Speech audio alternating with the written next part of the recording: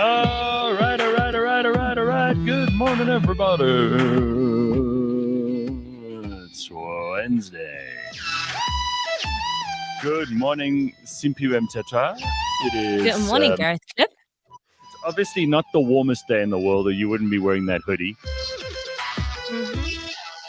Little bit of rain last night, not a bad thing. Not a bad thing at all. So what's happening, Simpiwe? Nothing by the way, much. just look at how number one, we're on time. As Yes. I just want to Yes. say, it's a rare occurrence that it is rare when it is just up to you and me that we are late. Correct? Yes. And I think the records can prove that now. Yeah, We correct. have a few shows, it's just the two of us, and the show always starts on time. So Always. it's not you, it's not me, it's everybody else. We're gonna blame the rest of them. That's how we roll. We don't give a shit. We're gonna blame everybody else. That's our favorite thing to do. So, okay, Wednesday morning, we got lots to do. We also have a very interesting interview later on. I know lots of people who listen to this show are very into American politics. So, I decided to get hold of Joel Pollak, who is the senior editor at large at Breitbart News. And I spoke to him about what's going to be happening in the US elections. Now, a lot of people say, oh, Breitbart News, aren't they that right wing? Well, yes, but that's because a lot of people in the US at the moment are, they're calling it a red wave. They're saying that the Republicans are coming back very strong in these midterm elections. And so I thought, well, why bother speaking to someone who purports to be like objective and or on the left when it's not going to be an election that matters much to them. They're going to either get their ass handed to them, which is what a lot of people are saying, or it's going to go the opposite way to what the polls have said, which has happened before. But we'll have to see. And I thought, you know what? Let me talk to Joel Pollak. He's as smart as can be. He's following all of this stuff, so you can listen to that just a little bit later on this morning, around 7:00. It's going to be good. So, to get on to some other things that I must tell you, I'm very proud of myself. In our office at Cliff Central, there's an orchid. Now, Okay. whenever I've bought one of these things, I've been disappointed. It flowers, and then that's it. And it's expensive. You buy an orchid, it's an expensive present. It's an expensive thing to buy for your house if you've bought one for your house. But then it never lasts long. These things they do one season, and then come what may, it's like just green leaves, and that's it. And then sometimes you even get like those sticks that they put in, and then the long sort of stems that the flowers grow on, those are dead, and then all you have is these two sticks in the ground and then a whole bunch of green leaves, and that's it. That's how it looks for the rest of its life, if it even bothers to stay alive. But the one in our office, and you can go and look at it just now, Simpiwe, it's two little flowers, and they've burst into bloom, and that thing is now 2.5 years old. So it's a lockdown flower, and it has made it's made it. So I'm very proud of That's that. like If anything, amazing. I think so, right? And it's a good sign, because those are well nigh impossible for any of those to grow. I don't consider myself to have green fingers, but most importantly, it survived Jane, because most of it, But now I you're hope she. officially a plant dad. You know that, right? I know. You got this one right. So maybe it's I'm time just to proud get of this another thing. one. I know Jane isn't listening, so I can get away with this. She has killed so many of our plants by either not watering them or overwatering them. And luckily, this one survived. So well done to that little orchid in our office. I'm so proud of you. It's such a it's such a good thing. Oh, Yeah, no, that's something to celebrate. I think so. I think this is the reason why I'm not a flower person because I just don't know how to keep them alive. And I've just gone to a point where I'm like, don't get me flowers. Let's not do that. It's not cute because after 2 weeks, they did. Well, this is it. And I used to, when I was buying plants for my house, I would always go, oh, that looks interesting. And I'd find these really beautiful looking things. And then they would never last, right? They'd be dead. And I'd think, oh, God. And it was definitely me. I mean, there are other people who just seem to be able to make these things live. But I've realized now, like, I can get only a certain kind of plant for the house. And it's usually the same. I buy the same one for all over. And I know those plants will survive no matter what. They're always good. Anyway, Jean says, I'm currently watering my 6 happy plants. Love my cannabis ladies. Happiness Oh. growing each and every day. There we go. Good for you. See? Ricky Love it. says, oh no, I'm so sorry, Ricky. Ever since you guys spoke about penis enlargements, my Facebook ads are full of those. Yeah. I've noticed this, by the way. What did we talk about the other day? And it also kept coming. Oh, the obvious one. I don't even have to say it, right? But air fryers, Oh, whenever yeah. we talk about it. Now, again, I haven't typed those words in anywhere. But believe it or not, I swear it. After, the first show, maybe it was touch and go. Like, since then, I've been served non-stop air fryers. Yesterday, we talked about toys. Remember, Yes. for Christmas, for Mm-hmm. kids? Well, And now is guess it what? popping up? Toys. Now I'm getting like ads for toys. Kids' toys are coming up over and over again. I'm like, oh, that's interesting. In the last 24 hours, never before, suddenly I'm getting these things. I'm like, Yes, they are listening to you everywhere. Everywhere. yes, it is proof. And so wait, last week Friday, I think Flax and I spoke about the Insta Pot, which is basically a pressure Oh yeah. cooker. And Hmm. now that's popping up on my timeline. I even got invited to an event, for the instant Oh wow. pot thing. So, yeah, we'll see if that's better than the air fryer, and maybe I'll pull a labang on you and be team instant pot. I don't know. Um, but it'll be interesting to see, what's the big difference and what's the hoo-ha about all these appliances that especially the air fryer that Labang can't stop talking about. Well, I bought that thing. It was a waste of money. So if I could go back, I would get rid of it. I know she's a big fan and she can't stop talking about them, but I'm going to say to you, Simpiwe, because I know that you'll understand. A waste of money. Stupid, stupid thing to buy. All right. First things first. Elon Musk says he's going to charge. If you want to stay verified or if you want to become verified on Twitter, he's going to charge you for that. He's going to charge, Mhm. I think it's $8 a month or something. I think it's like And $20 a it might month. be. Who knows? They haven't put it into play yet. But I don't see any problem with this. I think if you want to be verified and it's so important to you, you should pay, you know? Yes. Um, all the others, every other service on the internet that is worth anything, you have to pay for a subscription. Like, you're either selling goods or you're selling a membership or there's something going on that you have to subscribe to. The good ones, anyway.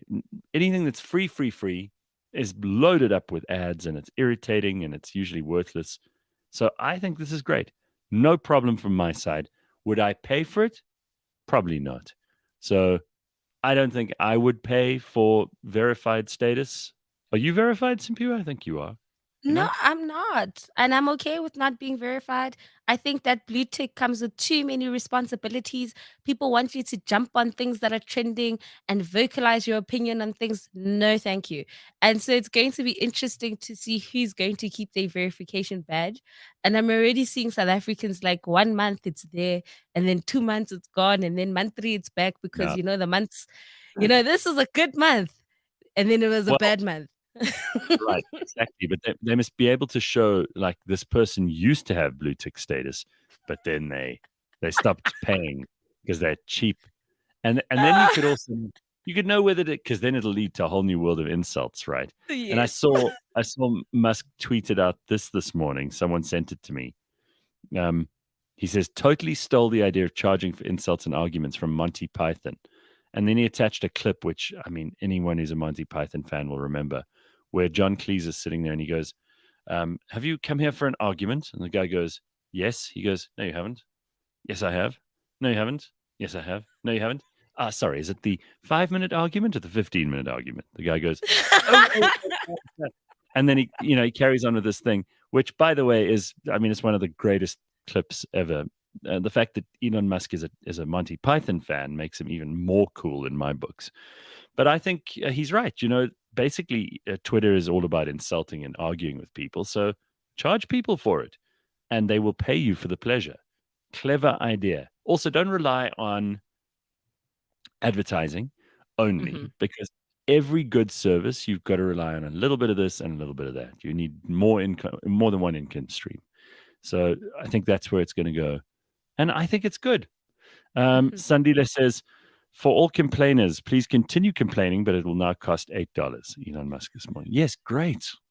I love that. So, yes, platform good. to complain. Go ahead. And I think now we can take people seriously if they do complain, because they're putting some money behind it. So they're not just going to willy-nilly, da-da-da-da-da. They'll be like, oh, Right. $8 is a lot of money. Sure. $8 a month. Let's just see what that costs us in rands. Let's see. 8 by 18 roughly is 144 rand a month. Now, yeah, you think You're about competing with Netflix then. Right. So think about it now. What are you paying for, Twitter or Netflix? Yeah, which one gives you more entertainment pleasure, For a lot of people to complain is very good. Stephen King refused to pay for Twitter verification, got into a verbal spat with Elon Musk. Listen, Stephen King has made billions out of the sale of those stupid books of his. Surely he can afford, if he wants to carry on moaning and complaining on Twitter, which he does quite a lot. He probably does that more. He's written more on Twitter than I think he has in fiction. So go ahead and pay it. What's $8 to you, Stephen King? Really? I mean, how ridiculous. I think that's for cheapskates. Just pay the $8. I think he's a cheapskate. You're right. George Meany says, my 2 cents. It'll be more than 2 cents, George. Revenue from verified ticks is money for the platform audience. This is much better than advertising revenue that makes platforms manipulate results for advertisers to subscribers' detriment. Couldn't agree more.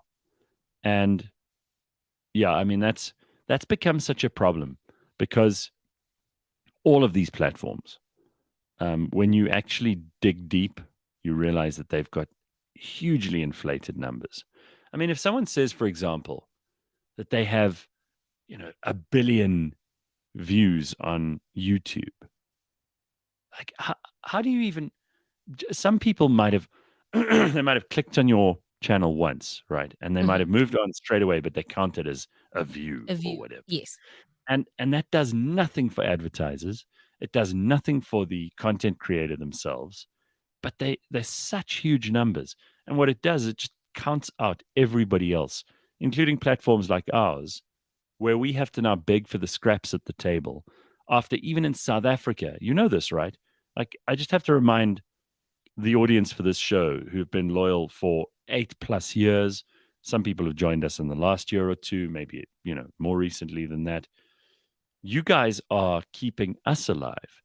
But in terms of advertising in South Africa, I think upwards of 80-90% of all advertising money in South Africa right now is going straight to Facebook, Instagram, Amazon, Google, Microsoft.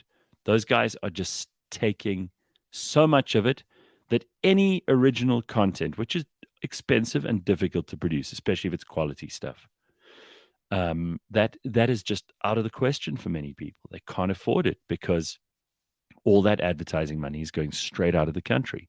So you have to think about this, and especially if you work in a media business or in a media agency, or you're one of those people who is just handing this money over to Mark Zuckerberg, for example, you have to think about what you're doing, because you're not helping South Africa. And I'm no patriot who says you've got to keep your money here. But if you want good quality local content, you have to think about that too. Otherwise, and I'm not complaining, this is the first time I've ever brought this up on the show in 8 years, but it's really something to think about, because it's destroying the local quality media business. You want real good shit that's made here, you can't send all your money to those guys. Anyway, here's some interesting questions. Firing the entire board to be the sole director is such a flex. I'm not in Twitter, but I'm so entertained watching this, says Kapamba. Mhm.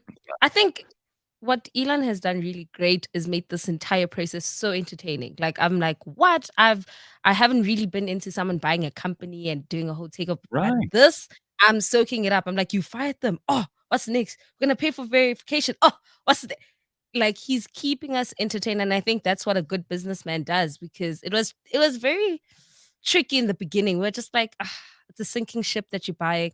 And now I think he's turning it around. And I have to say, it is kind of funny to watch some people losing their shit. Like there's so many people who are just squealing and whining and thrashing and gnashing and carrying on like this is because obviously Twitter's been their only thing. And for some people it still is their only thing.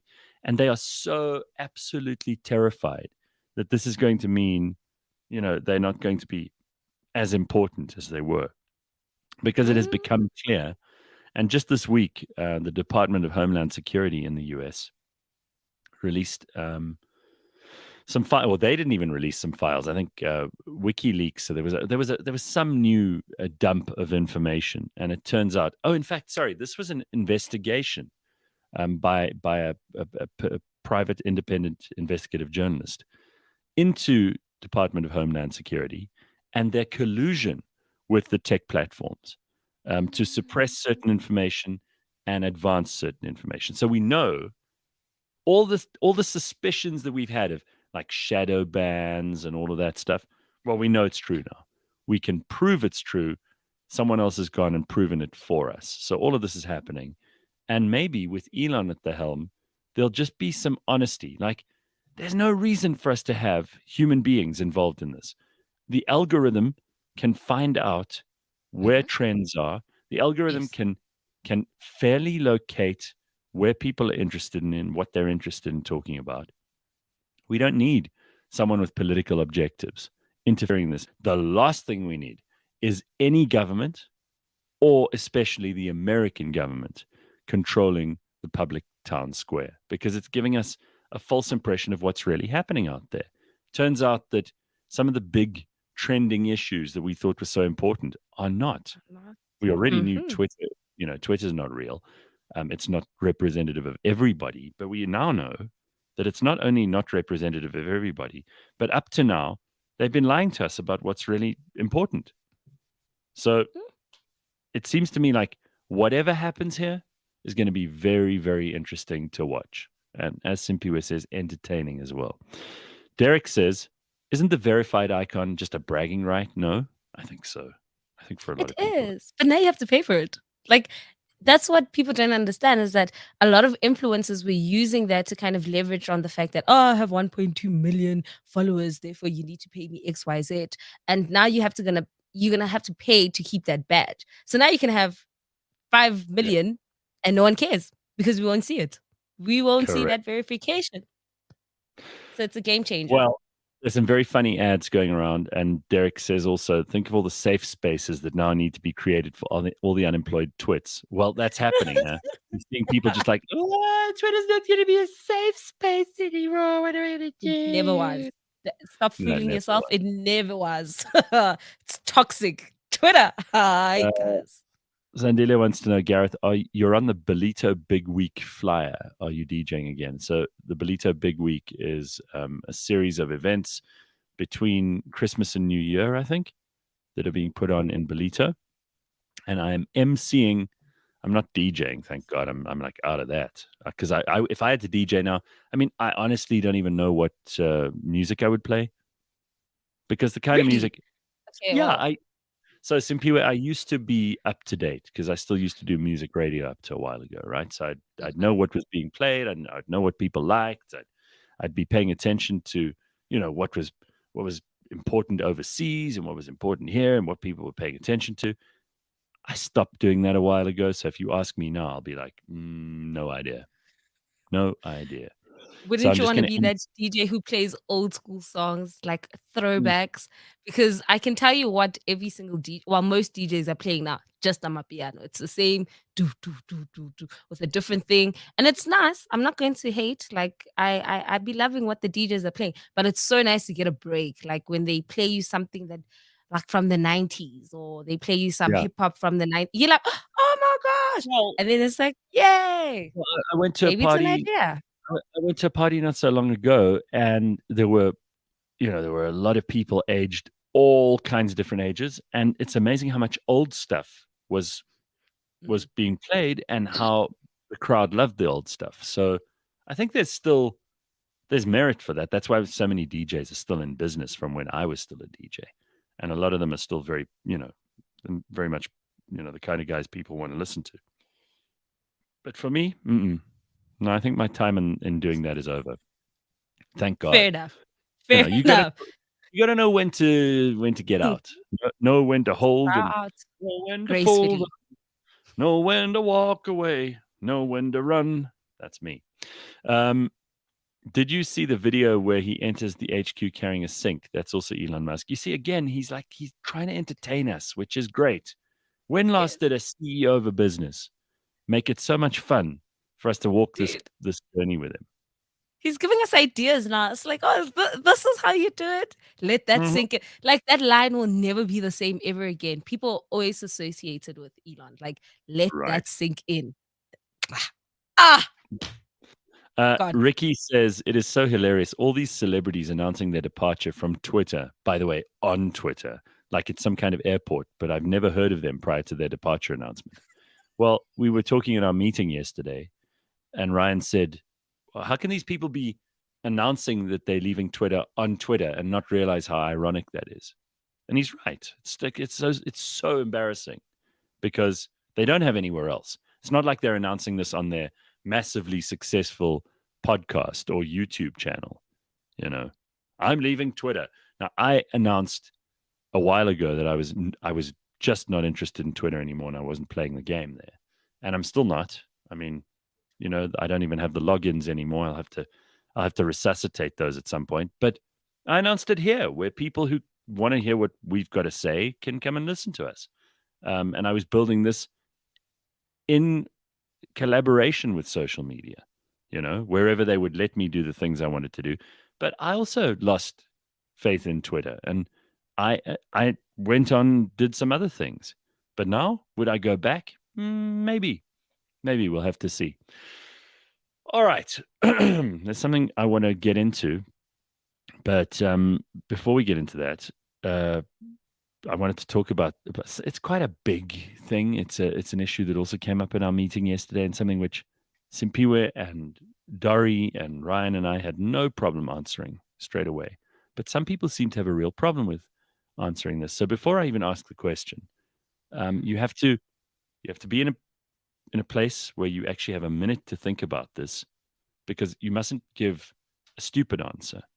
The happiness joy discussion.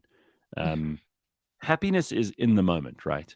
Like you can be happy because something wonderful, you've got good news. Let's say you just found out that you won the lottery, or let's say you've just found out that a friend of yours has done really well and has I don't know, achieved some dream of theirs. Or let's say a family member of yours just had a baby, or something really exciting, something good, something that objectively is good news that brings you happiness.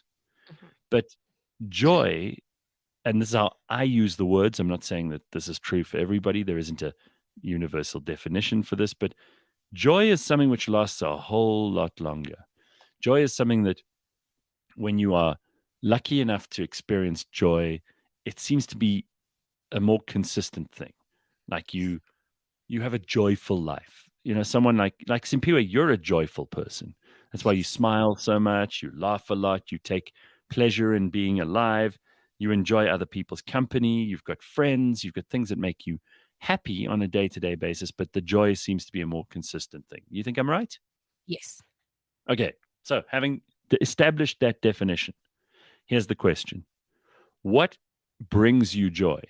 Like, what are the little things that happen all the time that make you a joyful person? Not happiness. Happiness being, oh, I had a really good month in business or whatever. This is joy. This is the stuff that, as Simpiwe Mtetwa, this is the stuff that makes me joyful all the time. So what's yours? I'll start with number one, ice cream. Mhm. Ice cream. See, good Ice answer.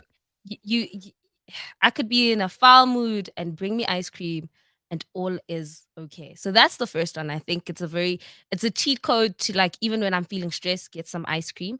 And I like trying new ice cream flavors all the time. So I'll constantly try different ice cream things. But I think something that that I also love doing when I'm at home is um building a puzzle. It's just being able Yeah. to, like, sit on your own, be with your own thoughts, and just there's a picture and you have to figure it out, and at the end of it, there's a picture. And for me, there's nothing like that. Like, it's unmatched, and I truly enjoy it. And it's a sense of achievement. I mean, like you Yes. especially those big puzzles. Like, I don't understand puzzles at all. It's not my thing, but I'm sure by the end of it, you're like, yay, I did this. This was me all on my own, figured it out. And Mhm. it's an achievement. What And do you it's a do with bit them after? competitive. Do you break them down afterwards and put them in a box and maybe pick them up later on? So, I realized that I get a bit attached, so now I'm buying Yeah. frames. So every time I Oh, build it right. I But don't they need make to, like, dismantle it because I have, like, 1,000 piece, 1,005. I have also 150. I think I also have a 500 piece. And so the 1,000 piece and the 1,005 piece, I was like, "Okay, no, we're not dismantling this."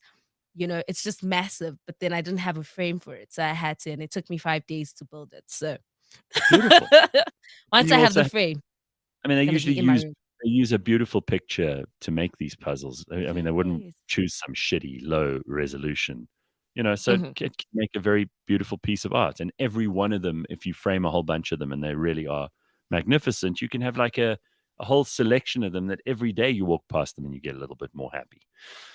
All right, so here are a few answers from people. These are interesting. So, first of all, propaganda says, unless your horrible wife's name is Joy, then you don't know what joy is. So, obviously, propaganda married to someone or insinuating that people who are married to someone called Joy have none.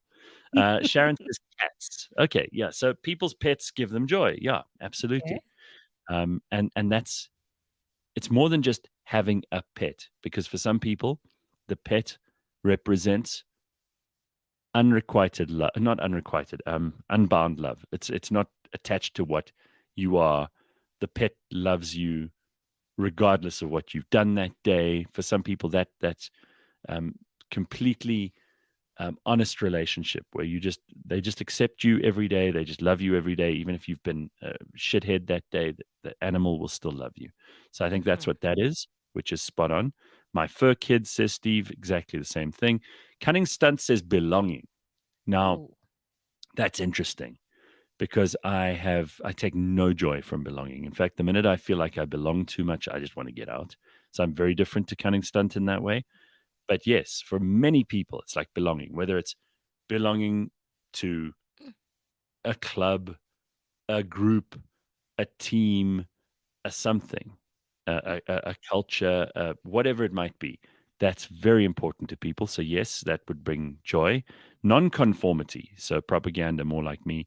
As soon as you conform too much, you don't feel joy. You feel like you're being pressured. So, that's certainly true for me. Fundo says waking up without a shitty disease like AIDS or etc. No, that's such a big deal because, Yes. oh, There's so many things out there in the world, and mm, as South Africans, we've experienced it all. Like, Peloni tried to kill us at one stage, so I yeah. understand. I understand. Well, Like, the danger this is just comes looking for you. I understand. such a good one because, when you're healthy, you don't think about your health at all. But man, when you get sick, that's all you think about. And remember, Mhm. I was complaining and bitching and moaning in September when I got so sick. And I suddenly realized when I was better, oh my God, it's so great not to be sick. So spot on, Fundo. What you're describing is joy that's intrinsic, says George. It just exists. That's true. But there are things that make you joyful on a daily basis. Like Marco says, chocolate brings me joy. Rebellious Ruth says, knowing my son is a well rounded individual with a sense of authentic self as a teenager. Well, That's your nice. kids, that's beautiful. And your kids can bring you tremendous joy. In fact, I think it's fair to say most of the parents I've ever asked this question of will say their kids. Their kids bring them joy. So I think that's really good. An honest answer. Good question, says Ancient Ether. Listening to music brings many emotions to surface, joy being the most common. Eating something light and refreshing also brings me lots of joy. So, yesterday in the meeting, Ryan also said music brings him joy. And Mhm. I can say that's true for me as well. Music and laughter, actually, are two of the most valuable ingredients to my joyful life. I love hearing people laugh. I love hearing great music. Put those two together, It's 9 done. out of 10 times I'm sorted, yeah. Don't need anything else. Happiness is found at the end of a Thai massage, says Carl. Joy is reserved for December. Ah. Kim Carl. Jong Un. Kim Jong Un unsurprisingly says, "Ultimate power and control brings me joy." Yes, well, Kim Jong Un, obviously, that's for you. Elvis says, "Try McDonald's fries and dip them in uh, Oreo McFlurry." Now that Oh, is joy. Yeah. you have my heart. Wait, let me tell Gareth. Wait, don't do not judge. Uh, Do okay, not. go. Go, go, go, So go, go. I've tried this before and it has my heart. This is absolutely delicious. I don't recommend it for everyone. So if you don't like the whole like savory and sweet and whatnot, then this is not Mm, for you. But if you just genuinely have a sweet tooth and you're open to trying things, I mhm, promise you it has my heart in a chokehold. And yesterday, I got like a McFlurry, but there was a new one. They had a cheesecake mm. McFlurry, and it was delicious. Oh, Absolutely okay. delicious. All Like, right. you I see mean, how happy I got talking about ice cream? Like, you see? I like it. I like it. Listen, I may not be a foodie, but there's some things that I absolutely love. What did I give myself the other day? Oh, it was one of those. Have you had one of these crunchy chocolate ice creams? Yes. Yes. Now that is a special thing. But again, like if I didn't have discipline and if I had a whole bunch of those in the freezer, Oh, I'd be no, eating that all the yeah, time. Deadly, it's one deadly. of those you only have when you're out and about. You do not bring it home. You do not even buy one to be like, "Ah, I'll have the sun later." You don't do that because you're setting yourself up for failure, like complete Mm. failure. No, Tracy's making a rule for everybody here. She says things shouldn't define your happiness, experiences should. Not true, because things can make you feel really good, and that can last longer than momentary happiness. A jar of the tears of politicians would bring me joy, says Corona's boring. DK says to be left the fuck alone when needed. Absolutely. Sorrel says nature walks or conquering a mountain. Okay, Beautiful. that's Beautiful. nice. Love that. Um, the next question needs to be what makes you sad? Oh no, we'll save that for No, another day. we're not trying to cry up in here. Nope. No, sir. No. Tabo wants to know where can I get those happiness massages in Bloemfontein? I've got a lot of tension. Tabo, yes, sir. Disgusting. And Tabo just the other day was talking about our biggest penises, so Mm, we can't help. we can't help you. No, no. So Isaac says, I'm a quantum physicist. Poking at Ooh, nature and seeing how it responds gives me a serious kick on the daily. I love that. That curiosity. That's another one I would add to my list of things that make me truly joyful is like learning things. Learning things makes me so happy. When I discover something new, when I even if it's just new to me, someone else has discovered it already, but I discover it for myself, it makes me so happy. So that's really good. McGowan says, seeing Table Mountain every morning on my way to work always puts a smile on my face. ooh, Gorgeous. that's a That's flex lovely. right there. Oh, Mhm. Sitting down to yes. eat a rare steak with a good glass of wine, again, like a really extraordinary experience for so many people. And even if it only happens, let's say you can only afford to do that once every 3 months, still worth it, right? It's unmatched. That's what it is. Mm. It's like that moment when you're like, whew, life has been hectic and I'm just going to enjoy something that I love. And you know it's always good. If you go Yeah. to the same restaurant, you kind of know the standard. Oof, oof. You go from 0 to 10. So you know what? Whatever those things are, today is your day to treat yourself a little bit. Why the hell not? Brand new month. We're heading towards the end of the year. It's time. Yeah, All right. and it's the last month of the year, basically. It is So because you know what happens from December the 1st. People just there's no way. Like I was lining up some meetings, and the replies I got from people when I sent them emails like, "Can we meet?" They're like, that behind my back they're saying, "What the hell's wrong with this guy? Doesn't he know it's December? Stupid idiot." So I'm just going to retract some of those. Change my plan Mhm. for the rest of this year. Just take it a little bit easier. We're all allowed to. I love this too, Riette. She says, seeing a really beautiful God of a person makes me so happy. Now, that is a very valuable thing in my life too. I love seeing beautiful things, beautiful people, something that's been crafted, and obviously people are just either they're beautiful or they're not, but obviously they can take, if someone dresses beautifully, or if someone moves beautifully, or if someone speaks beautifully, to me I love, love, love that. Gives me proper joy. So I love seeing things that are created beautifully, and things that are crafted beautifully, and things that people have worked on. And it doesn't matter what you look like. You might have been born, less fortunate, let's say, than the rest of us. You might have a big nose. You might have, one leg that's shorter than the other, but you might dress immaculately. Like I saw Mhm. this woman over the at Sun City. She was wearing this the one morning at breakfast. She was wearing this dress, but it was multicolored. She had beautiful shoes on. She had a huge big afro, like monster big afro, and she was wearing these big sunglasses. And she just looked like she was in charge. And I couldn't help but smiling at her. Like as she walked past, I smiled because I could see this woman. She'd woken up that morning. She's like, I am going to wow these suckers at breakfast. I'm going to show them how you should dress every day. And she looked Yes. magnificent. So that gives me joy too. I love it. People who are just, they're in charge. They know how to Yes. make things better, not worse. Love it. So when I was in varsity, I used to do this thing of like going up to that person that you're describing and be like, "Your dress is absolutely gorgeous, and you are gorgeous." I don't know why I Yeah. stopped, but and then their face would just light up, and then I'd walk away. Like I'm not trying to have a conversation with you, but I just wanted to Mhm. give you a compliment to say you look good. I love it. You are just like and they'll just smile and say thank you, and then you're done. I think I should Isn't get it back to funny? it. You should get back to it. Isn't it funny though when you do something like that, when you say something nice to somebody and you really mean it? It just makes you feel good, let alone them. Yes. If you can be complimentary about someone else with no agenda, like you're not trying to have a conversation, as you said now, Simpiwe, you're not trying to date this person, you're not trying to, you're not asking them where you can get that outfit or whatever. It's just purely like, I want to compliment you. You look fantastic.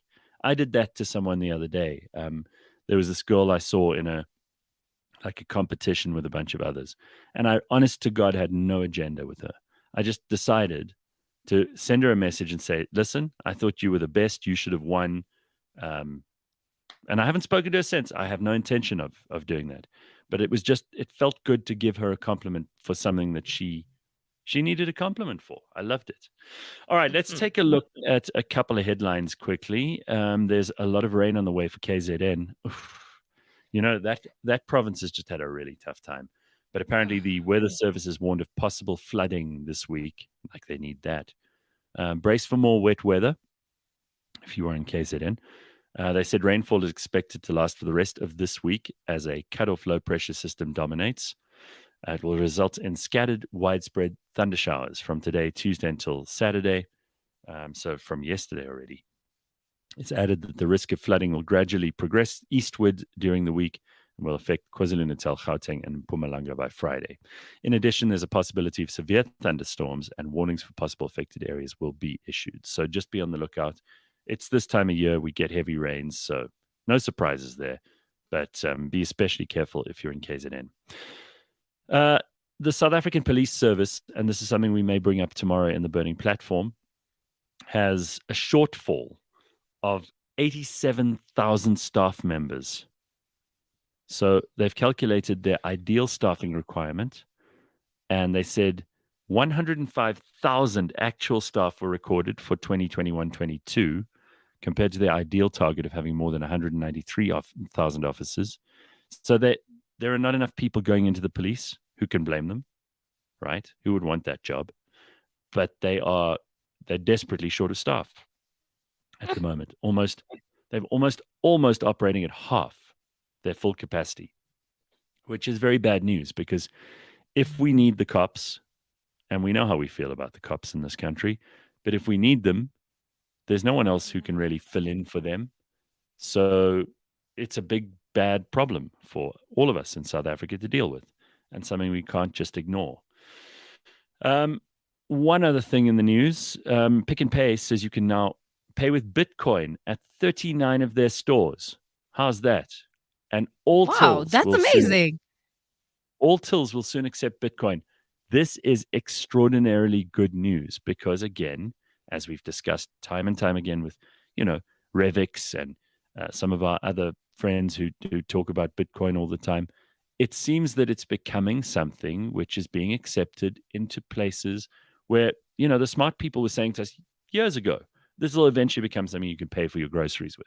Well, Pick n Pay says they intend to accept Bitcoin payments in tills at all of their stores in coming months after the success of an initial pilot.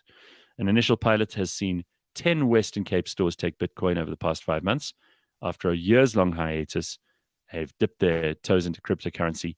In 2017, they said they tried out crypto payments at a canteen store at their head office. That served as a proof of concept, but the available technology at the time was too expensive. Now, it says transactions take a matter of seconds after setting up one of a range of available software options on a smartphone. That's good news. That also brings us to Brett from Revix. And isn't that awesome stuff, Brett? Yeah, I mean, great news, right? I think this has also been driven by that regulation update. So they can finally push this pilot out to all their stores. Right. So yeah, it's very positive. It's, as you said, it's kind of driven by two things here. It's got the technology now to be a lot cheaper and a lot faster, so people can actually use Bitcoin to finally pay for groceries. And I think we're seeing them. I saw a couple of clips of some people using it yesterday, which is really exciting and really cool for the industry. Well, I mean, this is just another story in the inevitable rise of Bitcoin, and a lot of people have been very down on Bitcoin recently just because of the price, right? And you have to look beyond that. I know it's difficult for some of us because if you have put a whole lot of money into Bitcoin and you're not getting those astronomical returns that we were talking about just a short while ago, it's very easy for you to lose heart. But you mustn't forget the big picture. That's what you guys are here to tell us about every week. Yeah, no, exactly that. I mean, look, it has been a bit of a downtime, but I mean, even last week was quite a positive week for cryptos, right? Around the market, we had Bitcoin up, I think 5 or 6%. We had Ethereum up over 17%, and it seems like there's been these factors in the market now. I remember last week I was on and we spoke about the structural kind of factor, the short squeeze factor. But now last week that seemed to disappear, and it seemed to be these actual genuine positive good stories that we see in the market, and this adoption coming through, as you've seen, the Pick n Pay story, very positive for a market. You're actually seeing a use case for crypto coming forward. You saw Rishi Sunak get elected as UK Prime Minister. I'm not sure what your thoughts on him are, but he's very pro crypto and wanting to kind of push the cryptocurrency agenda into the UK, which is a hugely positive thing for the market, opening up a completely new market for cryptocurrency, and as we can see, a use case for it everywhere. Well, also, and then again, the British market is well known in financial terms. Britain is still very, very powerful as a place. The city of London is a real hub for the financial sector. It's a place where lots and lots of money is housed, and where lots and lots of money is played with and traded. And for the Prime Minister of Britain to be saying things that are just completely positive in the crypto realm makes a change, because usually the governments of the world have been a major obstacle to this stuff. So yes, that's really exciting. Yeah. I hope Rishi Sunak lasts, because politics is not as predictable as some of the other stuff. Yeah, I think it's a good move by him actually, to try and maybe bring back some of the money that's obviously inherently left to Brussels after Brexit. Mm-hmm. So not a bad shot to try bring them, because I mean obviously that was UK's biggest kind of helper for their economy, is that they were the link into Europe, right? And Right. that's kind of diminished since Brexit. So I think bringing this and making them this currency hub into Europe, or this cryptocurrency hub in Europe, might stimulate some further growth into that country. All right, so let's talk about the elephant in the room. You guys are always talking about a use case, that there has to be an application for a cryptocurrency. In other words, it must be like Ethereum is the backbone for so much we hear about in blockchain technology, application development, new ideas, verification, all those kinds of things, which seem to me to be, that seems a very good argument. It's a reason why people should have Ethereum in their portfolio. It also seems to be something which has a massive potential future upside. If people are going to build new things, they'll build it on that technology. That makes sense. But then Dogecoin is just a meme coin. There isn't a use case for Dogecoin. Why would anyone be buying that? And now you guys have, you've gone from, like, I remember many of us were mocking this and saying it's stupid right at the beginning, to actually, if you want it, here it is. You've made it available to us. So what's the case there? Yeah, so I mean, it's a good question. And, Dogecoin this week's actually led the market, right? And it's kind of all driven by the big news that Elon bought Twitter. And we kind of know Elon's been this huge proponent of cryptocurrencies, and specifically Dogecoin. He thinks the irony, he kind of likes, I think, the beautiful irony of the fact that, this coin was created, as you said, as a joke, as a meme coin. And how ironic would it be if it became the currency of the world? And he's kind of pushed this narrative. And as you said, there needs to be a use case, right? And this coin was inherently created as a joke to try to take on Bitcoin and say, hey, we're gonna take them on, and we're gonna be the biggest coin ever. And it gained a lot of traction this way, but it actually does have a fundamental use case, more so than you would think, and more so than most tokens have, right? I mean, we have a lot of metaverse tokens that are pretty much have no use case. We've got a lot of NFTs that are just an 18-year-old kid's drawing. But Dogecoin itself has quite a simple use case, and it's a use case that most cryptocurrencies have been looking for years. Most cryptocurrencies, in the beginning at least, wanted to be a global digital currency, wanted to be able to be used for payments. And they really, really struggled with things called high transaction fees and slow settlement times. But Dogecoin kind of came along and solved this problem. It has really, really low transaction fees, and it has quite quick settlement times, right? So if you kind of ask how cheap and how fast it is, well, Dogecoin costs about 5 cents a transaction, and it handles about 30 transactions a second. So for reference, it costs 20 times less than Bitcoin and 5 times faster. And we've just seen Pick and Pay using it as a payment, Bitcoin as a payment currency. So Dogecoin beats it pretty much on all fronts there. So it's got this functionality, which is pretty effective. And it's got this popularity coming from, your Elon Musks of the world. And Dogecoin, funny enough, became, how's this, the most popular medium of exchange for tipping on social media in the world in history that's ever been. So and it accounts for a great use case for this. I mean, this sounds to me like it's not just bullshit. No, yeah. So it's used for tipping on social media around the world. It has a greater tipping transaction volume than every other cryptocurrency combined. So it's being used constantly. And so it's not hard to believe that, now that Elon's taken over Twitter, that this could easily become the currency of Twitter by choice, because it's already the currency of choice on things like Reddit.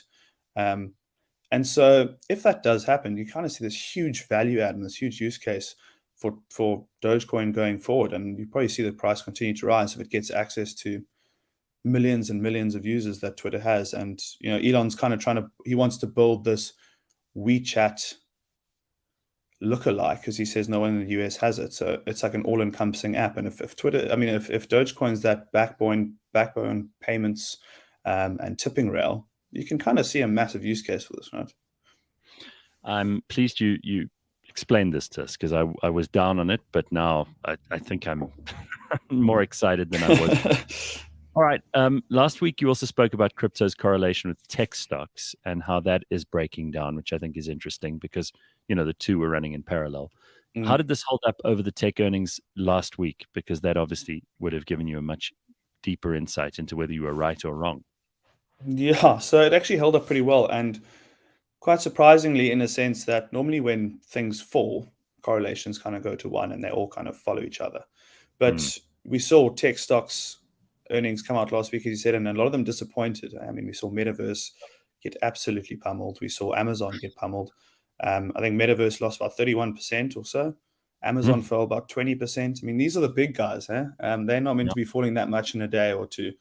And we saw all the while crypto kind of pretty much seemingly unfazed and actually moving up.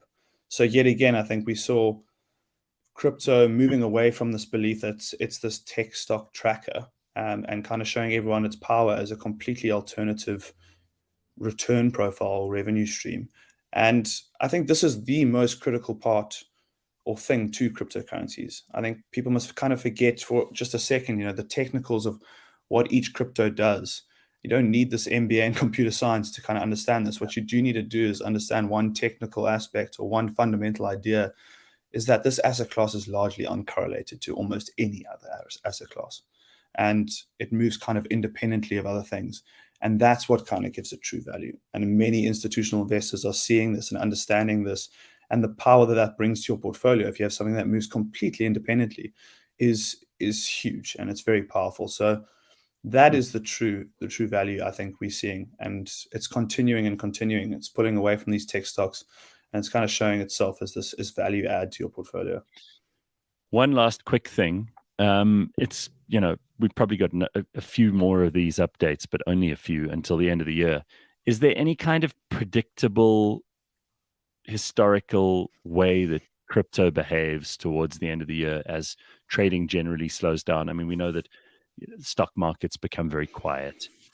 We know that people don't invest or divest as much during this time. But what do you know about the way cryptos behave now that we have at least a few more years to work on?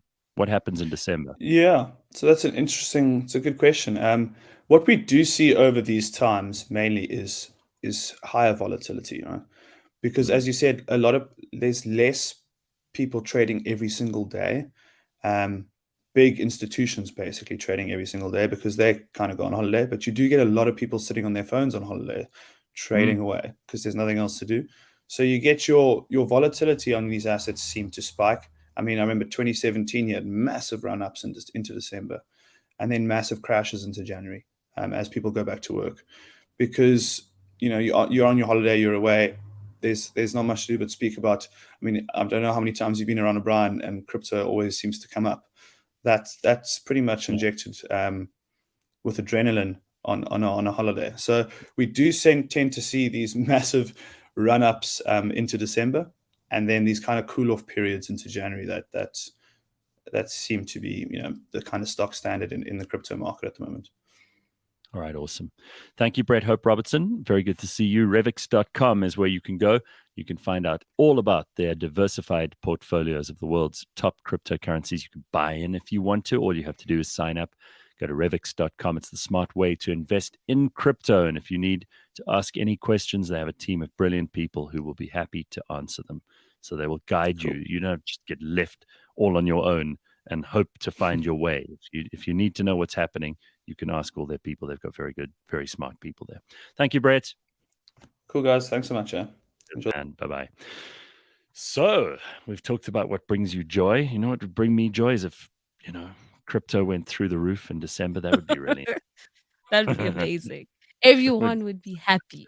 Great. Yeah. But in December, perfect timing. Perfect Exactly. timing. No, exactly. 100% right. So we're going to get into a whole lot of other stuff in the next half hour.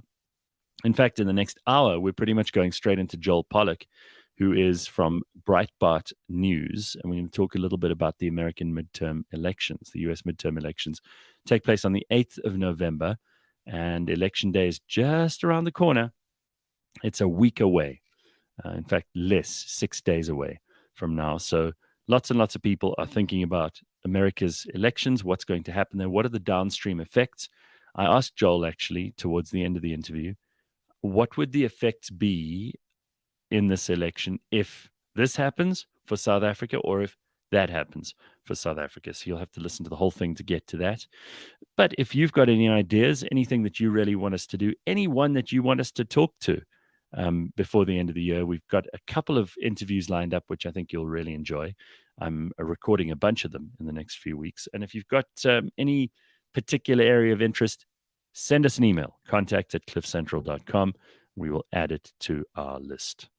Get your daily dose of info on Cliff Central. Remember to like and subscribe, says Rebellious Ruth. Thank you for reminding us to do that, Ruth. Very important.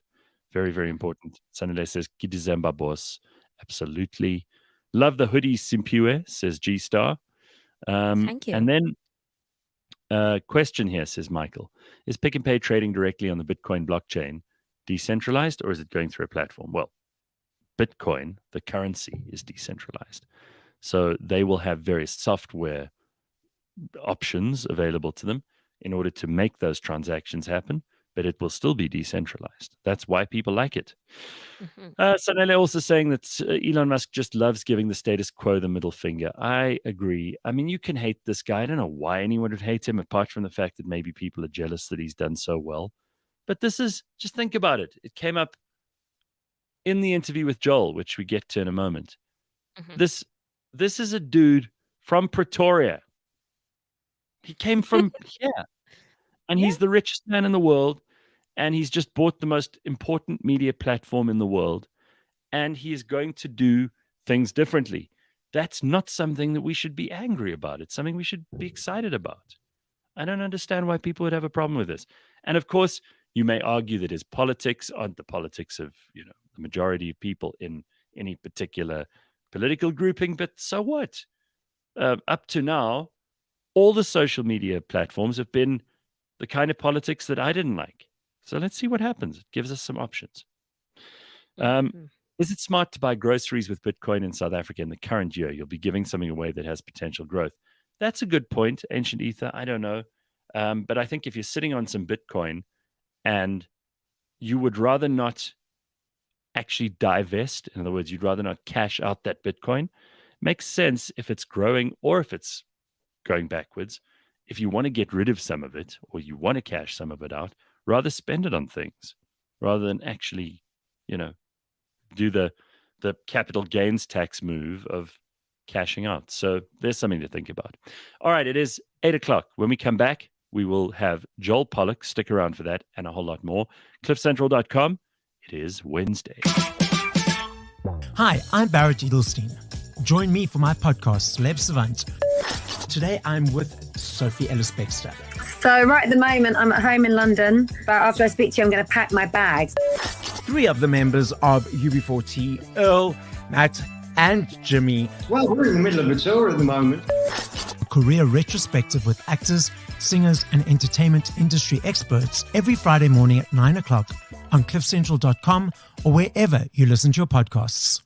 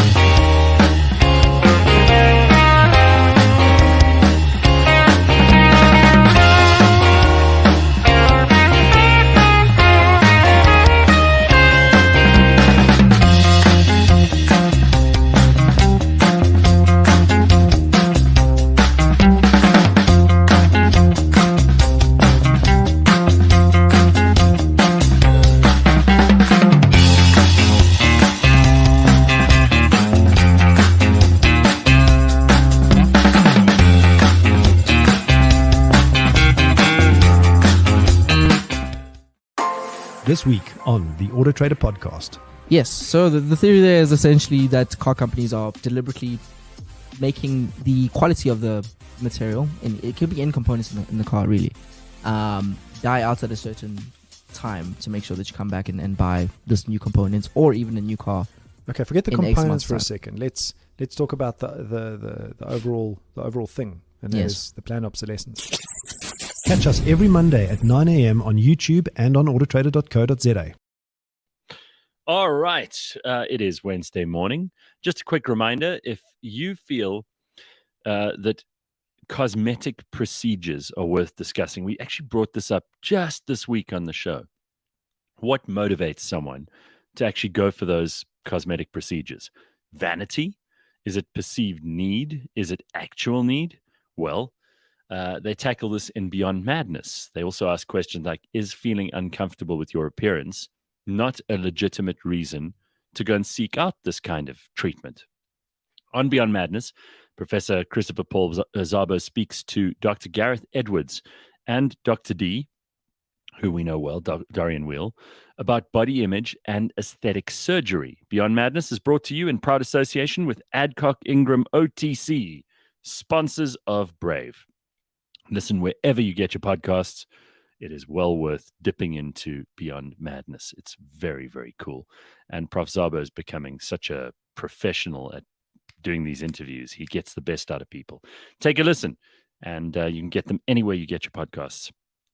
All right, it is time for Joel Pollak. Now, Joel is the senior editor-at-large at Breitbart News, and one of America's more powerful and certainly one of their kind of more obviously right-leaning news networks. And he's the host of his own talk show as well. It's just a week to the US midterm elections, and we get into the politics of America, the issues that voters care about, the biggest surprise races, the balance of power between the Democrats and the Republicans, and I think most importantly, the role of the media. So lots of things to talk about here. Take a listen to this. Here is Joel Pollak, everybody. It's time for us to talk about the US midterm elections. Now, there are probably lots of people who don't care about the US midterm elections, but as you know, when the US catches a cold, everybody on earth gets deathly ill. And we know that the US economy and the inflation that is going on there and all the incredible amounts of money that Joe Biden and his government have been pouring into the economy in America has caused a massive, wave and counter effect here in South Africa, something that we're all dealing with, not just here in South Africa, but all over the world. The politics of the United States are interesting to people like me, and I think that there are plenty of reasons why we should be paying attention in order to get a more balanced approach than you might get from, let's say, the mainstream news channels, who, whether you've realized it or not, have an agenda. And if that hasn't become clear to you over the last 3 years, you really haven't been paying attention. Breitbart News is one of the biggest news organizations in the United States. I suppose you could identify them as slightly right-leaning, but they try their best to be objective. And like many news networks in the world, are still trying to bring you the facts and then opinions as a secondary effect of that. One of the people who is responsible for making sure that Breitbart News know what they're doing and keep doing what they're doing is the senior editor-at-large and a host at Breitbart. He's also got a bunch of other outlets where he's busy doing his thing. His name is Joel Pollak. He's no stranger to our audience. Joel, it's good to see you. How are you? Great. So good to be back with you, Gareth. Yeah, thank you. And thank you for having me on Breitbart the other day. I actually got a whole bunch of friends of mine in the US who are clearly fans of your show and your channel, telling me that they were surprised to see me on there. Well, you were fantastic. You were on for an entire hour. That almost never happens. It was a fantastic interview. But I want to just respond to something you said. We are the biggest or among the biggest in terms of traffic, but we're not the biggest in terms of size. We actually have a relatively small organization. We have about 100 employees. So we actually punch above our weight in terms of web traffic and social media. And then you were very kind to describe us as slightly right of center. We're actually identified as being firmly on the right, and we are accurate. I wouldn't say objective. This idea of objectivity is a bit of a myth, but we do strive to be accurate. And in many ways, we have to be more accurate than the New York Times or the Washington Post because we are a small company. We are viewed as an upstart, and we are more easily excluded from things. If the New York Times gets a story egregiously wrong for years, as they did with the Russia collusion story, they're not in any danger of losing their ability to publish on Facebook, for example. But if we get one minor mistake wrong in an article about a politician no one's ever going to hear about again, then we can get kicked off of social media if we do it 3 times in a row within 90 days. So we are actually so vulnerable that it makes us more accurate. Well, there's also tremendous scrutiny. And while we're talking about Breitbart, you might just want to clear this up, because as I understand it, currently, because the media environment skews left so really, it's a complete imbalance, not just in the US, but pretty much everywhere in the Western world. Anybody who has an opinion that is centrist, not to say slightly right-wing, is considered far right, and they talk about far right extremists. And that's happened with Breitbart. People have called you far worse than that too. Why do you think it is that the media business in general has for such a long time slanted to the left? And why do you think it is that so many people in the media business vote left? Well, it has a lot to do with the reasons people go into the media business. Right now, when you look at the journalists who lead coverage in major institutional media outlets, many of them are activists who became writers or became journalists because they wanted to change the world. And media is a great way of influencing opinion, shaping people's minds, directing policy. And so a lot of people who feel that the world is not as they would like it to be and they want to see it change in rather revolutionary ways go into media. And therefore, it's almost always left of center based simply on employees alone. That also relates to ownership of the media. We're used to criticisms dating back into the mid-20th century of corporate media ownership, and that the interests of media companies as corporations are so tied into profits that they'll never go fully revolutionary left. Well, what's happened lately is that you've seen the rise of these mega billionaires who are able to buy media properties and run them at a loss in order to make their own points of view more influential. So that has happened with a variety of publications. Amazon.com CEO Jeff Bezos owns the Washington Post, and he has left-wing views, and he uses the Post arguably to advance those views. He certainly doesn't use the Post to criticize those views. So you're seeing what is almost a Game of Thrones among the world's elite rich, many of whom have their own ideas about how they want to change the world and run it according to their own designs. And so it's leaning left in terms of ownership as well. Well, that's a perfect answer. It brings me straight to Elon Musk and Twitter, which is also the big story of the last 2 weeks. He's apparently moving very fast. He's already slashed the staff. He's realized, and I saw a retweet of yours, that he's decided there are too many managers and not enough people who are actually doing coding there.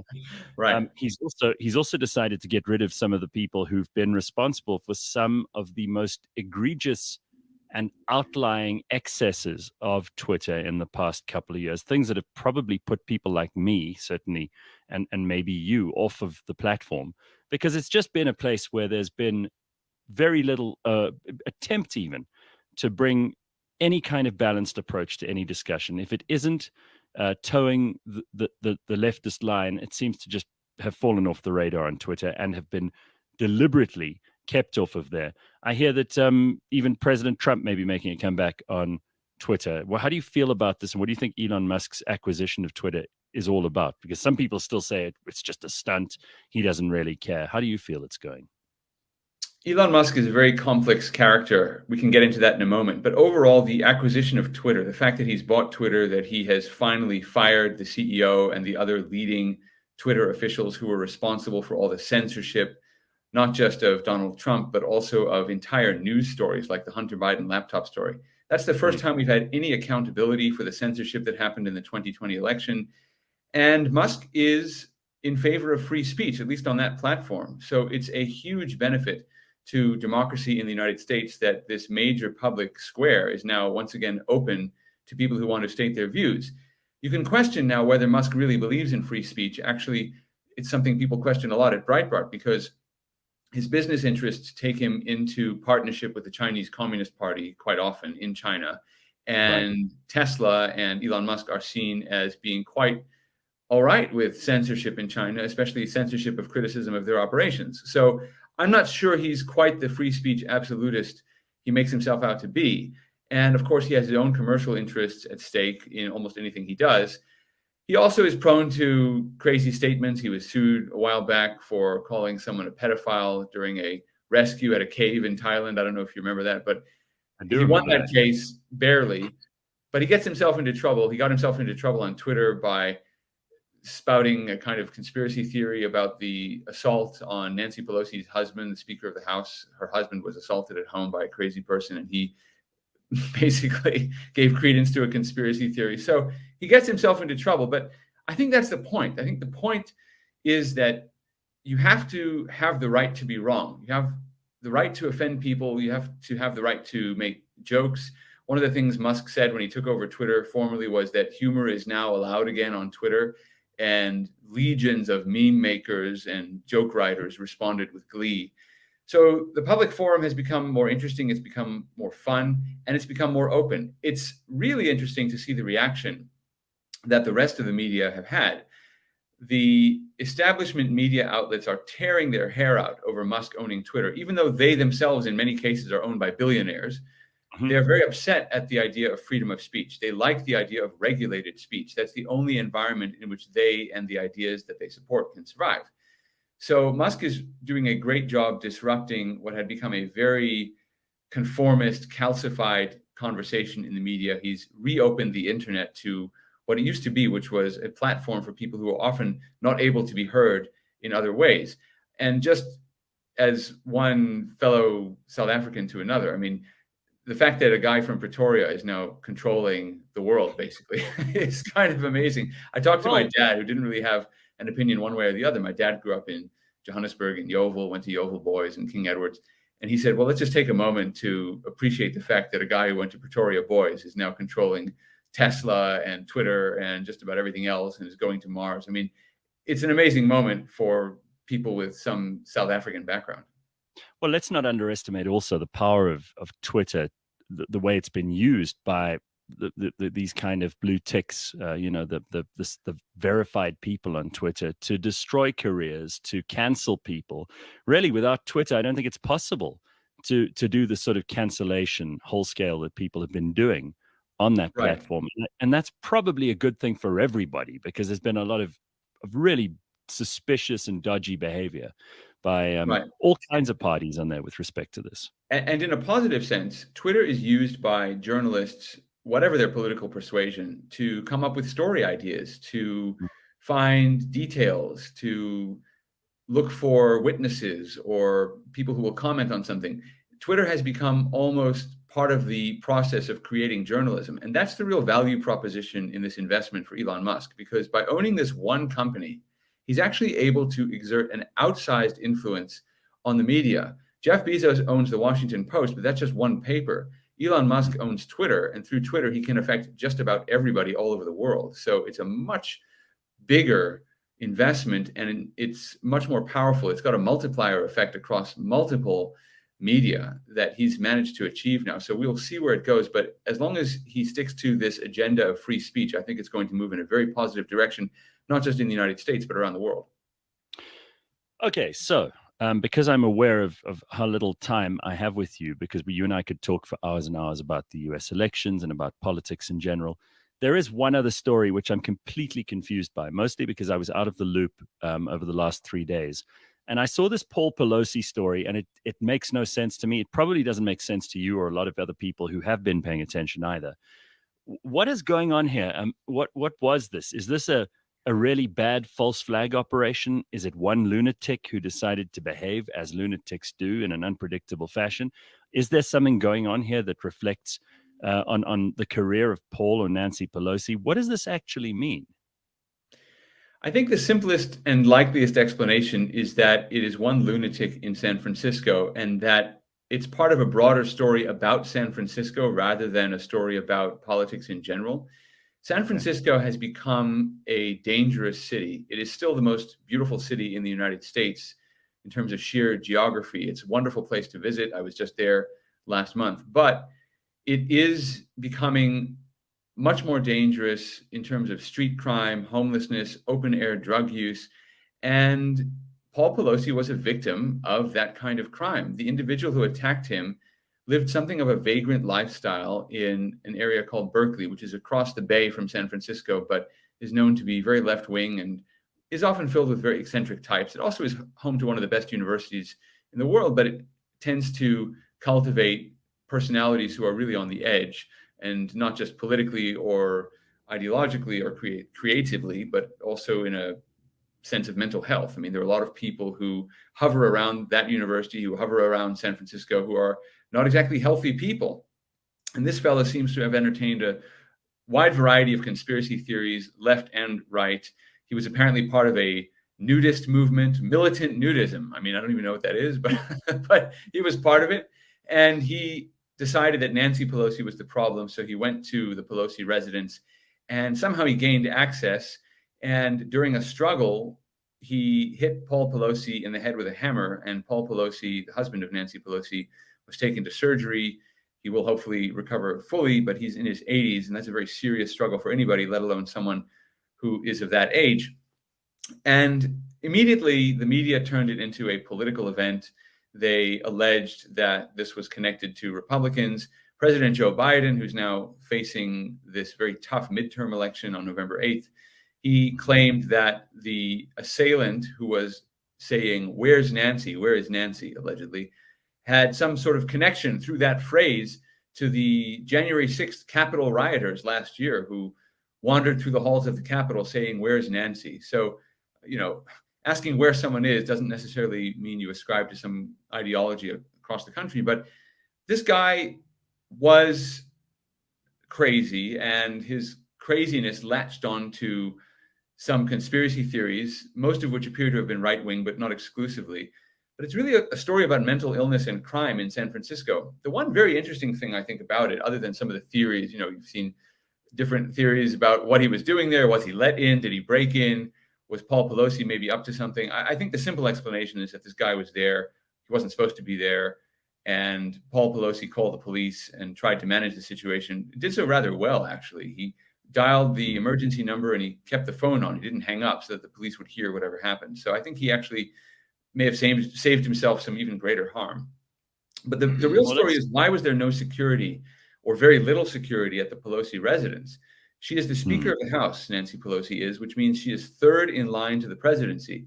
If some terrible accident, God forbid, took the lives of the president and vice president, the Speaker of the House becomes the president. So Nancy Pelosi is really third in command. I know it's a bit scary when you consider her politics, but she's third in line for the presidency. And it's amazing that her home isn't better defended. It also illuminates something for me, at least, and this is a view I put forward with a little bit of trepidation because I don't want it to be misconstrued, but there's long been a question about why the Capitol was undefended or very lightly defended on January 6th. And right.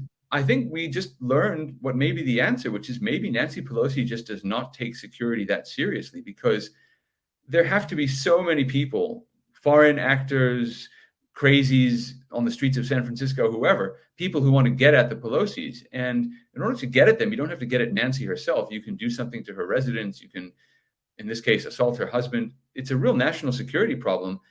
It's actually rather confusing as to why she didn't have more security there.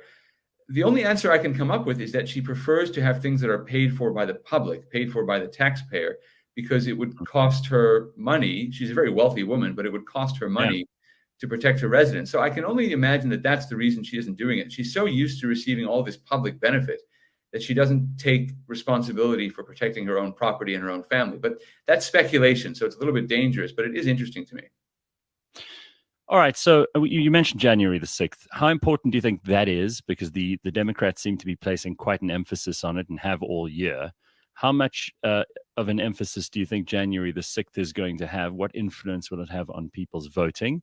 And what are the big issues that are driving people to the polls and that will get them to vote either for the Democrats or the Republicans, in your opinion? So January 6th will have absolutely no impact on these upcoming midterm elections. The midterm elections are called that because they happen exactly halfway in the middle of a president's 4-year term. And in these elections, we are only voting for the members of Congress, that is to say, members of the House of Representatives on the one side and members of the Senate on the other. We have a bicameral legislature, and there are 435 members of the House of Representatives. Every single one of them is up for re-election every 2 years.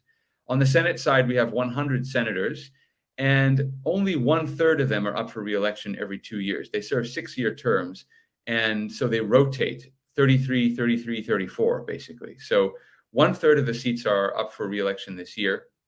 That is enough to shift control of the Senate, because right now there is a 50-50 deadlock between the Democrats and the Republicans on the Senate side.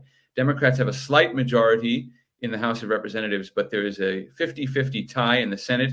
The reason Democrats effectively have control in that situation is because the Vice President of the United States casts the deciding tie-breaking vote in the event of a deadlock in the Senate. So Vice President Kamala Harris voted with her party to effectively exercise control over the Senate rules. That gives Democrats control of the chamber. That could change. So the midterm elections are really about the president's performance and the performance of Congress. Even though Joe Biden is not on the ballot, his policies and his party certainly are. The number one issue in the United States right now is the inflation rate and the economy. People are absolutely outraged by the level of prices, how quickly things are going up. And they're also terrified of what is going to have to be done to control inflation. The Federal Reserve Bank has already raised interest rates substantially. They're going to raise rates even more, which means many people believe, and I think correctly, that a recession is around the corner. We had 2 consecutive quarters of negative growth earlier this year. We now had positive growth in the third quarter, but generally the accepted definition of a recession is 2 consecutive declines in the economy, 2 consecutive contractions. Next year, many people fear there is going to be an even greater and deeper decline as the Federal Reserve raises interest rates, which raises the cost of borrowing, which also raises the cost that people have to pay for their credit cards, the mortgages, the bonds in their homes, that sort of thing. So there's a huge level of financial anxiety. And in this case, the finger of blame points squarely at the Democratic Party. And it's rare that you get such a clear case in economics, in public policy. But when Donald Trump left office in January 2021, the inflation rate was 1.4%. And now it's well above 8%. It has approached 9% in recent months. And you can pinpoint the moment at which it began to take off as the moment that Joe Biden signed legislation passed by Democrats in the Congress without a single Republican vote. They passed this legislation to add yet another round of spending to the COVID-19 relief spending that Trump had already spent. When Trump spent the money, it was understood by everybody to be an emergency. He was spending way more money than we had. He was borrowing to spend, but people understood it was a response to the emergency of the coronavirus. When Democrats get into office, they believe very strongly in spending on government programs anyway, aside from the military, which they want to cut, but they believe in spending on government programs. And so when a Democrat comes into office and spends a lot of money, people change their expectations. They expect that the money will continue to flow. And so inflation climbed very rapidly from less than 2% to nearly 10%. And that is the direct result of Biden's policies. In fact, he wanted to spend more money. And it's only because 1 or 2 Democrats defected in the Senate on that specific question that he was unable to do so. But he wanted to spend trillions of dollars more than they were actually able to spend. That would have made things much worse. So the public is outraged about it. They know that people are going to lose jobs because of the upcoming rate hikes and the recession that people imagine is going to happen. People have lost a lot of money in the stock market this year. And there's just a general sense of economic anxiety. The other big issue that has surged in recent months is crime. And, crime is relative when you talk to people who live in South Africa, for whom dealing with violent crime has become, unfortunately, an everyday reality. But there are cities right now in the United States which feel a bit like South Africa in terms of that sense of having to look about you at all times, not leaving anything in your car, having to worry about where you've parked, having to worry about the electric gate at your house as you enter. These are parts of everyday South African life. They are now becoming commonplace in cities like San Francisco and cities like Chicago, where I grew up.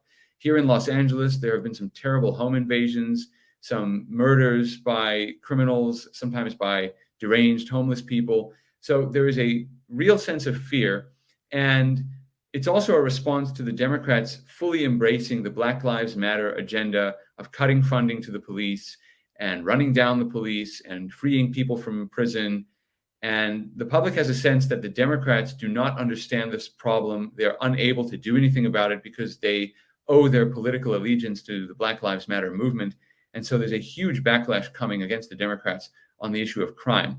Those are the two biggest issues. There are some other issues. The border is a big issue. We have this southern border, which Donald Trump tried to patrol very strenuously, didn't always succeed, and he tried to build a wall, didn't complete it, partly because Democrats wouldn't give him the funding he wanted. But Joe Biden has thrown the gates wide open. We had a record number of border crossers last year, well over 2 million. And most of those people are here illegally. And there's also drug trafficking associated, obviously not with everybody who comes across the border, but there is a lot of drug trafficking. There are terror suspects who come into the country. And there's a huge amount of anxiety about fentanyl in this country. More than 100,000 Americans died last year from overdoses of fentanyl, often because they're taking other drugs and the fentanyl has been mixed in with those drugs and people don't know about it. So they use too many of those drugs or they use too much of a dose and they stop breathing because fentanyl slows their nervous system down. So we've had this pandemic really of fentanyl overdoses, and it's creeping into the schools. This year on Halloween, the big worry among school children, and my children were told at school, no political speech, just a warning, that they have to check their Halloween candy because smugglers have been disguising fentanyl as Halloween candy and smuggling it through the border. So there's a sense of anxiety about that. And Democrats, again, they're just unwilling to do anything about the border. On the Democratic side, the big motivation to vote is abortion. The Supreme Court earlier this year overruled the Roe versus Wade case in 1973, which provided that abortion was a constitutional right. Now the court says abortion was never a constitutional right. The court simply made that up in 1973, and the issue has to be decided through legislation at the state level. So what you're seeing is in states like California, where I live, where people are very socially liberal, they are preparing to pass some of the most far-reaching, ambitious pro-abortion legislation that exists anywhere in the world. You can basically have an abortion right up until the moment of birth in California. In other states, in more socially conservative states, they are restricting abortion almost to the point of making it illegal. So there's been this bifurcation, but Democrats are very worried that Republicans at a national level will try some kind of national abortion legislation, even though the Supreme Court said it has to be decided by the states. The Democrats are motivating many of their core voters, especially women, to vote for them based on this fear of abortion legislation. But I don't know that that is as big an issue as the others. Well, I mean, there's certainly a lot of things on the plate there, and I suppose we'll have to wait and see what people care about the most. But it does look to me like there's a bit of a swing in the opposite direction to what the Democrats were hoping for here. I mean, there are a couple of governor's races which are taking place at the same time as the Senate races and the House races. There are some states which have been firmly in the blue or more purple blue than anything else that are looking a lot more red at the moment. Are you feeling that that is the case, or is it just because, you know, you and I are listening to news outlets that are telling us that? I mean, what do the polls say? First of all, we know how trustworthy they are when they predicted Hillary would walk over Donald Trump, and that didn't happen. Have they improved their polling?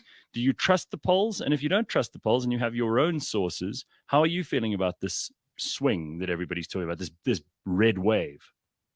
So I trust the polls up to a point. And what the polls were telling us up until August was that Republicans were likely to win the House of Representatives because the Democrats had a very narrow majority that was very vulnerable for a reason I'll explain in a moment, but that the Democrats were likely to keep the Senate, and the Democrats might even pick up a seat in the Senate, cementing their majority. That's what the polls told us in August. Right now, the polls are telling us that the Democrats are going to lose both houses. They could lose the House by a very large margin, and they could lose the Senate as well by a significant margin. Republicans could have 52 of the 100 seats, perhaps even 53 or 54 at most, I think. But Democrats are looking vulnerable even in states where Democrats almost always win. And the question is why? Now, first of all, can you trust the polls even when they shift in a Republican direction? polls tend to undercount Republican voters, especially in the last few years, because Republicans don't trust pollsters, also because Republicans are afraid to reveal their political preferences.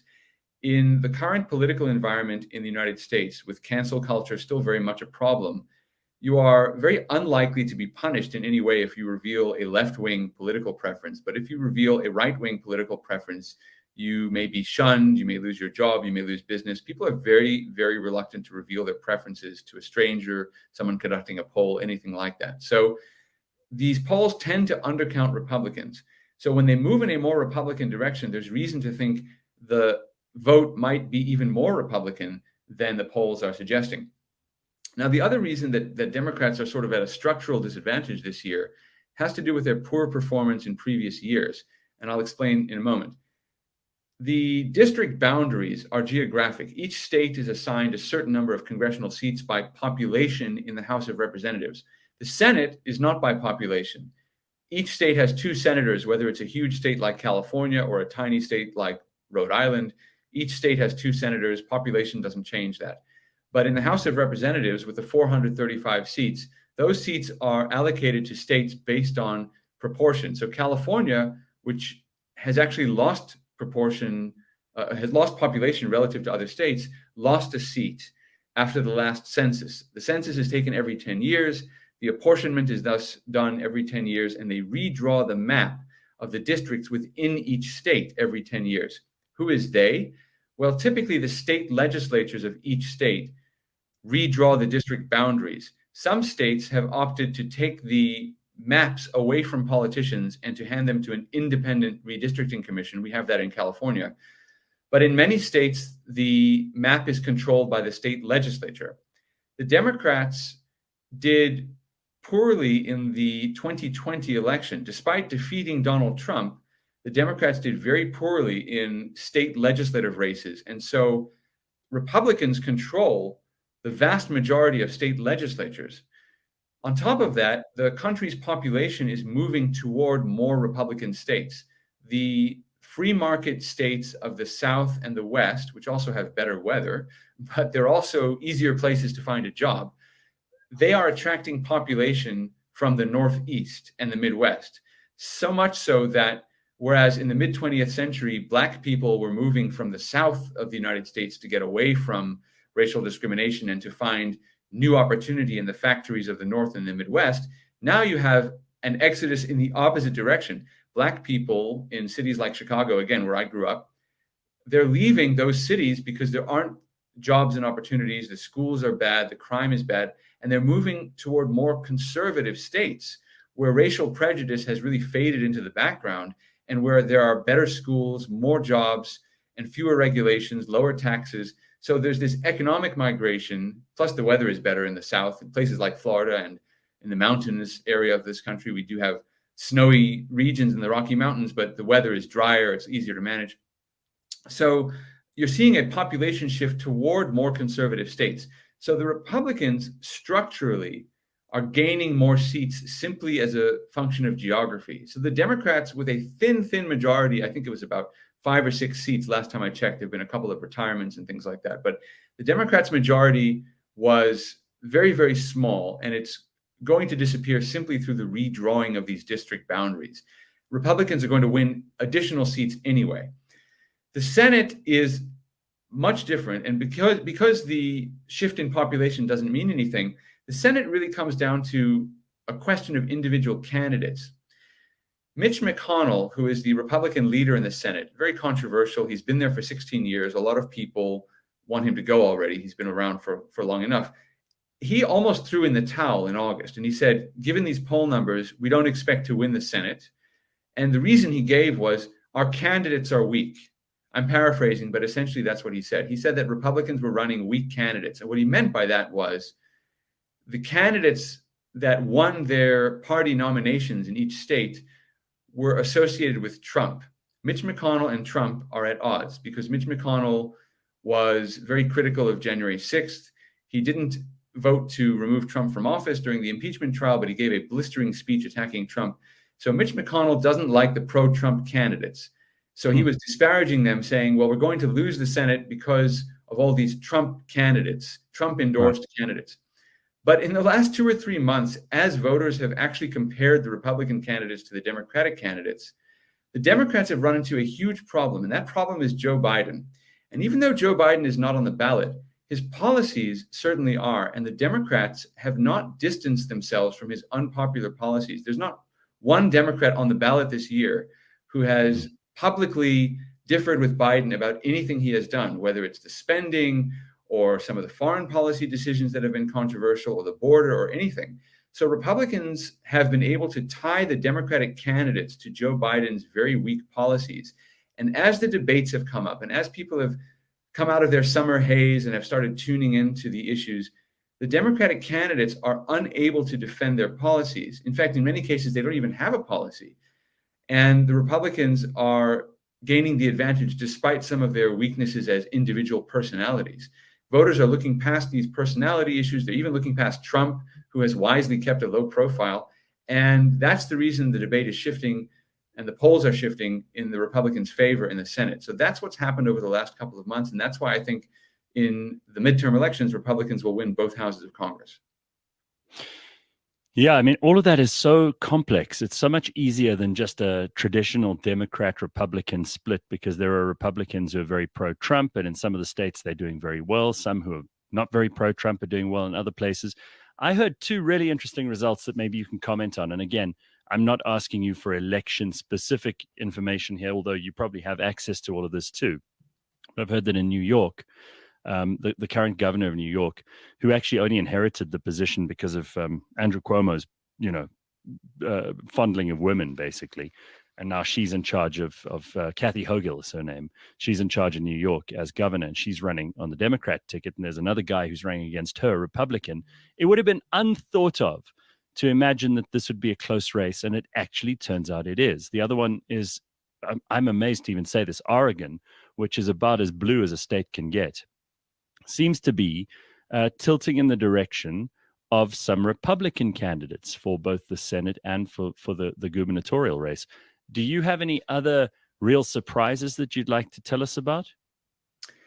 Sure. There's a very interesting Senate race in Washington State, which is just to the north of Oregon, where the incumbent Patty Murray has been there for 30 years, and she was considered an automatic winner almost every time she ran for re-election.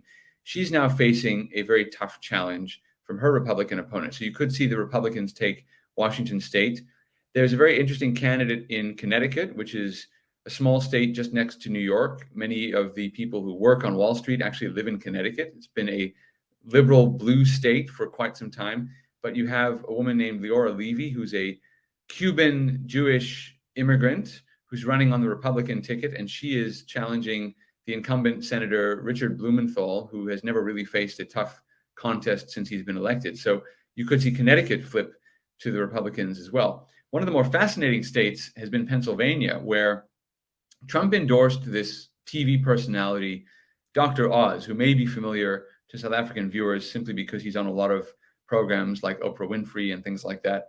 And Dr. Oz is in many ways a very weak candidate. He has very liberal left-wing social views that he quickly revised to appeal to a more conservative electorate.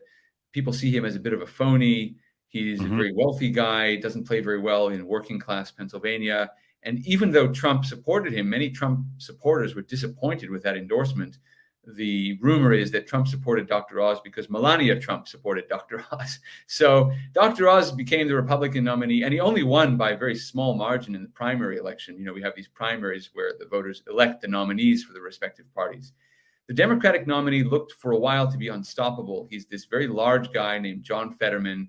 He looks the part of the working class Pennsylvania guy. He's got the tattoos, he's shaved his head, he's got the goatee or whatever he's got.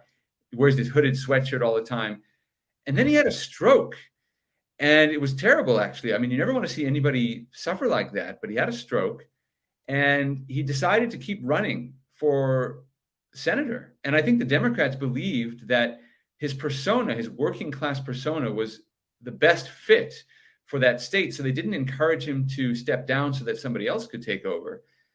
But it turns out that the brain damage or the health problems he's experiencing because of his stroke are very, very serious. And he tried to avoid a debate. we have this tradition. We like to see our candidates debate at least once before the election. He tried to avoid a debate, and he set all these rules for the debate. He wanted closed captioning on a screen if he was going to debate. Well, he appeared in a debate, and he could barely finish a complete sentence. So the Democrats are actually quite worried about losing Pennsylvania, a very winnable race, to Dr. Oz, who's a very weak Republican candidate. So that result could also be surprising. But you're going to see a lot of surprises. You mentioned New York. Lee Zeldin is the Republican. He's a friend of mine. I've known him for a long time. He's one of the nicest guys you could imagine. He has a brilliant resume. He served in the U.S. Army. He's a very, very smart guy, and also very pleasant. Family man, has really worked hard as a congressman. And he took this long shot campaign for governor of New York to the point where he's now considered neck and neck with the incumbent Democratic governor. So that could be very interesting, as you point out. There could be a variety of other interesting races. Here in Los Angeles, where I live, we have a mayoral election between two Democrats. So unlike South Africa, where the municipal elections and the national elections are separate, here you can sometimes have municipal elections that happen at the same time as the national elections or the state elections. It all depends on your local government. But we have a mayoral election in Los Angeles between two Democrats. One of them is a longtime left-wing member of the party. Her name is Karen Bass. She likes Fidel Castro. She's very pro-communist. But in her defense, I will say she was one of the less crazy Democrats during the wild summer of 2020 when people were tearing down statues and things like that. She was one of the few Democrats actually who said they shouldn't do that. And then the other Democrat is this billionaire developer named Rick Caruso. He used to be a Republican. He became a Democrat, and he develops a lot of the very fancy malls in Los Angeles. And he decided on behalf of all the business owners in Los Angeles who are fed up with crime and homelessness and dirt on the street that he was going to run. He's now spent something like $100 million on the race. And he was trailing Karen Bass by double digits in the polls. He's now even or even ahead of her. And it was very interesting. I went to a Karen Bass rally to cover it in late October. And Karen Bass said almost nothing about what she will do for Los Angeles. The Democrats are entirely focused on the issue of abortion. They believe that's going to turn out their voters. Local government has nothing whatsoever to do with abortion. Local government doesn't even pay for health care. There's no way in which local government has anything to do with abortion. Yet they are saying that you need to elect a pro-choice candidate, a real pro-choice candidate. You see, Rick Caruso is presumed to be not pro-choice because he is Catholic and has donated to Catholic philanthropies. He's funded a local Catholic school. Catholic Church is against abortion. So the not so subtle insinuation is that he is not really pro-choice, even though he says he is. And Caruso is out there talking about homelessness, talking about crime. And that's why he's creeping up in the polls, and that's why he may actually win. So that gives you a bit of a flavor as to what these elections are like. Anything is possible. There are a lot of cities that could move to the right, or in the case of Los Angeles, a little bit more to the center.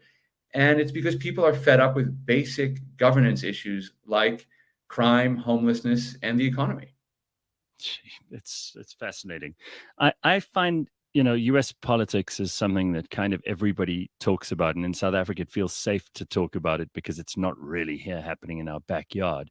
And it mirrors so many of the issues that culturally eventually come our way or that we've already dealt with in some way, shape, or form. This obviously has repercussions for what might happen in the presidential election. That's still a way off. But what are people saying? I mean, we know that, this question of whether or not Trump will run again seems to be both a burden to the Republican Party and also probably one of the few areas where people can get really excited. I hear lots of talk about Ron DeSantis in Florida on the Republican ticket. And of course, that is a distinct possibility. But what's happening with the Democrats? I mean, do they have a backup plan? Joe Biden has not said that he will not run. He's clearly an old man. He's clearly not in the best of health. He needs quite a lot of help to be shown around and keeps turning left instead of right and shaking hands with people who aren't there and so on. And I'm not making fun of him. He is just an old man. And, if I can be in a state where I'm more or less coherent and cogent at 78, 79, I'll be very, very happy. But it seems being president of the United States takes its own toll on people. And maybe we should have an upper limit for the age of these people. Combine with that the fact that Kamala Harris is hardly popular, and she's obviously the next best thing for the Democrats. What other options do they have? It's a very tough question for Democrats. The television show Saturday Night Live, which tends to be very pro-Democrat, did a little comedy sketch before Halloween where they created a sort of horror movie, and the whole idea of the joke was that the scary thing that was happening on Halloween was that Democrats couldn't figure out who their alternative candidate was going to be, and they were terrified that Biden was going to run again. So that was the gag, and it was very well done. But you're right, Biden is too old, and in many ways, Democrats are struggling in the polls because he is simply not leading the country, and voters feel that lack of leadership. So I think, given that Democrats are likely to do very poorly in the midterms, there's going to be a concerted effort to push him out. The problem is that Kamala Harris is the only person in the United States who is less popular than Joe Biden, and she's not really an alternative, even though she's the vice president. So then you start going down the list. Well, what other Democrats are there? There's Pete Buttigieg, who's the Secretary of Transportation, young guy. He's gay. He would be first in that sense. And he ran a very strong presidential campaign in the Democratic primary. But people have the sense that he's a lightweight, that he's not really up to the job. He's been absent from a lot of the key transportation crises that we've had. I mean, it's not as if our transportation network is in a good state. We've had this massive problem with supply chains. We've had all kinds of transportation failures, airplane problems. He often seems to be very much at arm's length, not really managing anything. So he hasn't really acquitted himself well in government, even though he looks very good on television and he can say the right things. He doesn't really do very well. Then you look at governors. Are there any successful Democratic governors? Well, my governor in California, Governor Gavin Newsom, he's got a massive amount of money. He's got a huge digital operation, but people see him as a pretty boy with nice hair and nice teeth who has absolutely no accomplishments to speak of in 4 years. There are other Democrats who've done a little bit more, but they don't really capture the heart of the party or even the electorate. I think they will solve this problem because you're not going to have this vacuum continue forever. They will figure it out. And I think they may actually reach outside of politics to pick someone like billionaire Mark Cuban. Mark Cuban, he's actually a friend of mine. He's the owner of the Dallas Mavericks basketball team. He's a very nice guy, very approachable, and he's a Democrat. And he's got a lot of money, and he could probably bankroll his own campaign. He is very energized, very smart, and he comes from an interesting background. He could possibly be the Democrats' candidate. It would have to be someone like that, or perhaps even Michelle Obama could be enticed into the political fray. So they'll come up with somebody. I don't think the Democrats are going to run with Biden, but it's not quite the horror show that they think it is. They will find a way. On the Republican side, yeah, go ahead. Well, no, what about the Republicans? Yeah. So Republicans feel pretty good right now. In fact, I don't think any midterm election has felt as good for Republicans in the last 20 or 30 years. They're coasting. They feel great. The more the polls show Republicans might win, the more excited they get to vote. So the polls become a sort of positive feedback loop. There are more Republicans who want to vote because they think they're going to win. All that ends on November 9th, which is the day after the election, when Republicans face the question of who will be the nominee in 2024. The presidential election essentially begins the day after the midterm election. And Trump is the strongest leader in the party, but Republicans understand that he carries a lot of baggage.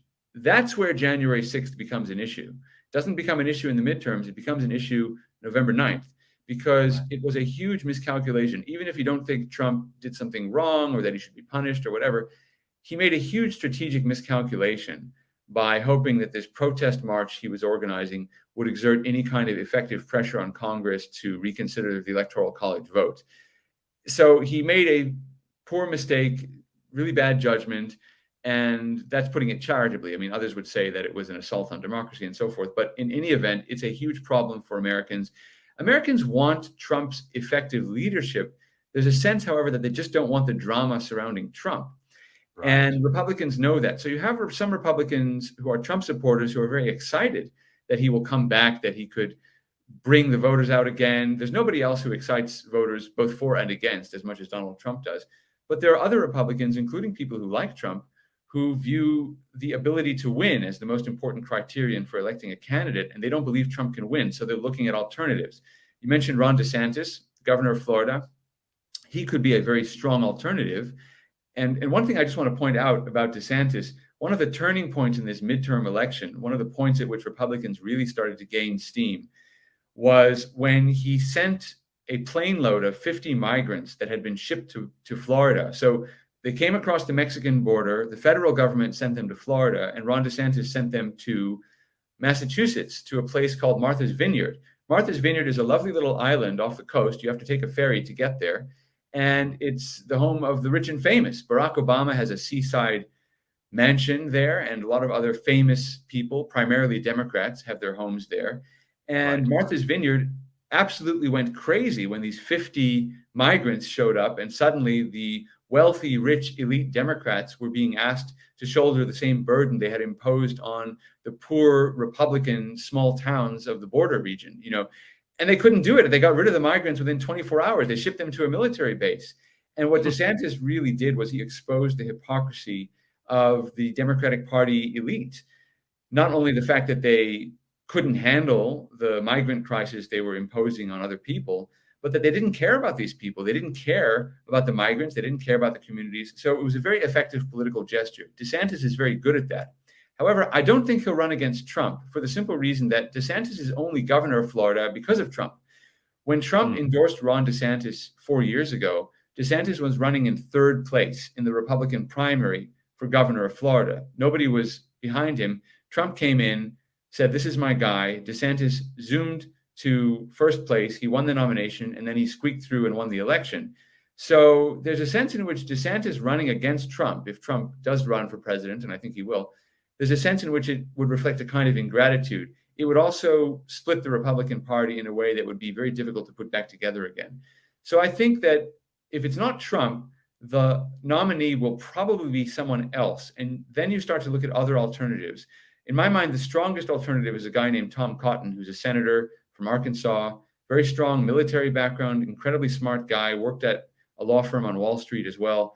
We went to college together. He's a friend of mine. So I have a bit of a bias there. But I do think Tom Cotton would offer Trump-like policies without Trump's personality. He is a very serious person. He is young as well, so he's got that going for him. And I think he will probably make a run. The advantage he has is he's not seen as either for Trump or against Trump. He's one of the few characters in American politics not tied to Donald Trump in some way, whether for or against. He was in politics before Trump got in, so he doesn't owe his career to Trump, even though he's very young. He was elected to Congress in 2012, and he won his Senate seat in 2014, so well before Trump. So I think that will be interesting. But again, it's a more difficult dilemma in some ways on the Republican side, because people feel so besieged by the media and the cancel culture and by the Democrats that they view attacks on Trump as attacks on Republicans as a whole, even if they would privately prefer another candidate. Unraveling that bit of psychodrama will take a lot of work. Well, we started by talking about the media. It seems like we're going to end by talking about the media too. What is their role in all of this, and what do you suppose their influence may bring to bear in this election? We usually have some kind of October surprise. Today is the last day of October. Who knows? There might be something else thrown in here in the last minute. We've got the election to see how much the media are on the back foot in this election. In 2010, the Republicans had another very good year. That was the year that the Tea Party movement stormed Congress, figuratively, of course, not literally, and won a record number of seats in the House. But Republicans fell short in the Senate, even though there were many winnable races in the Senate, partly because they nominated these candidates who were ideological firebrands but had other problems with them. And the media really played a role in highlighting those weaknesses. This time around, the media are trying the same thing. They've been doing one story after another about a guy named Herschel Walker. He's the Republican candidate for Senate in the state of Georgia. He's a former football star. He also has something of a sordid personal history. And so there are all these stories coming out about wives and girlfriends and abortions and all kinds of things. The difference this time, 12 years later, is that the alternative conservative media is so much bigger and so much more well-developed than it was in 2010. And there's so much mistrust of the establishment media that the big establishment media outlets are no longer able to end a Senate race simply by exposing some scandal or another in a candidate's background. People simply don't buy into the media narrative as much as they once did. They'll consider the facts, they'll consider the reporting, but they're not going to let the media choose their candidates for them. And in my mind, that's a very positive development. People are thinking more critically about the media simply because they have more choices. So that's very good. But they will play a role in the presidential race, which gives them a lot more control because it is a national race.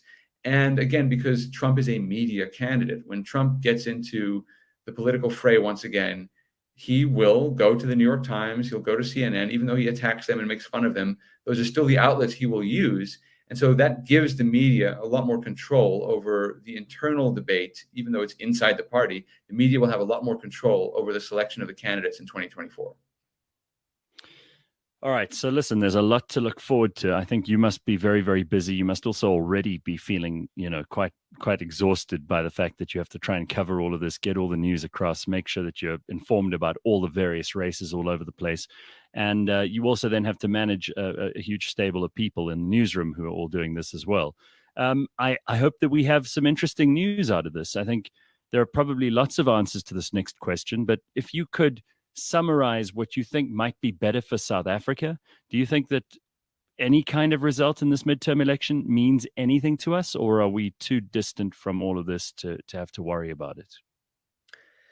That's a fantastic question. I do think that the main result of this will be Republicans are going to start to put a brake on the spending. If Republicans control even one house of Congress, as it looks like they will almost certainly do, then Biden and the Democrats will not be able to spend quite as freely, and that will put a brake on inflation. And I think that will have a global impact. I think people around the world will benefit from not having those inflationary pressures added to by fiscal spending from the United States, which obviously can affect the world price level by spending too much money.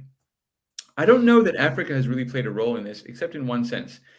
The Republican class that will be coming in, that is to say the candidates who are running right now, are probably the most racially diverse group of candidates that the Republicans have ever run before. And that wasn't through some process of racial selection or anything like that. It's just because there are a large number of candidates from African-American backgrounds, Hispanic candidates, a lot of women are running. People are stepping up. And I think there's some, hope for South Africa in that as well, because when you move beyond identity politics in South Africa, then you start to talk about what's possible, what can be achieved. And I think South Africa's stumbling block over the last 30 or 40 years, obviously with apartheid and the end of apartheid, but continuing into the post-apartheid era, has always been the question of race and identity. And once you can move beyond that, then I think you can start to have very interesting conversations about what the future can bring. And that brings me to my other project that I'm working on in addition to news coverage at Breitbart, which is my biography of Rhoda Kadali, my mother-in-law, who passed away sadly in April. But the book is now finished. It's sitting at the publisher, University of Johannesburg, is publishing it. It's called Rhoda, Comrade Kadali, You Are Out of Order. And it's been a labor of love. And Rhoda was really fascinating. She understood politics both in South Africa and the United States. She was the first person I knew who predicted that Trump would win the 2016 presidential election. She saw that long before I did. And so it's been fascinating to go through her whole history, from her upbringing in District 6 through her work at UWC on the Gender Equity Unit, her work on the South African Human Rights Commission, then with the Impumelelo Awards Trust, and all of her writing over the years on various subjects in South Africa. It's been absolutely fascinating, a real window into South Africa, really, but one that I hope Americans will also benefit from because, as you mentioned, a lot of the issues do overlap. And I think there are things that Americans can learn from South Africa as well, both positive and negative. In some ways, South Africans have a better understanding of the balance of power and the checks and balances within a constitutional system. I'm often struck by the way that Americans conduct politics. It seems sometimes completely unmoored to any idea about the responsibilities of governance. And I think in South Africa, perhaps because it's a more recent constitution, it's an immediate post-conflict society, but I find that South Africans in some ways have a clearer idea of the purpose and role of some of these constitutional principles and institutions. things that we have taken for granted in the United States. And there's a danger in taking them for granted, which is that you can destroy them very easily. Yeah. So I think there's a lot that Americans will learn from Rhoda's biography, because it's a window onto South Africa that's provided by someone who also understood American politics very closely. I look forward to seeing that biography. I wish you luck with its launch, and of course, if you need any help here when it comes out, then we'll be more than happy to give it. Sometime I think early in the next year it'll come out. It'll be a lot of fun, and I think a great tribute to Rhoda, hopefully. But yes, I'm looking forward to talking about it with you then. Amazing, Joel. Thank you so much for your time. Have a good week, and let's talk again and see what the results are. We'll see what happens. Yeah. Great stuff. Thank you for your time. Thank you. Joel Pollak from Breitbart News.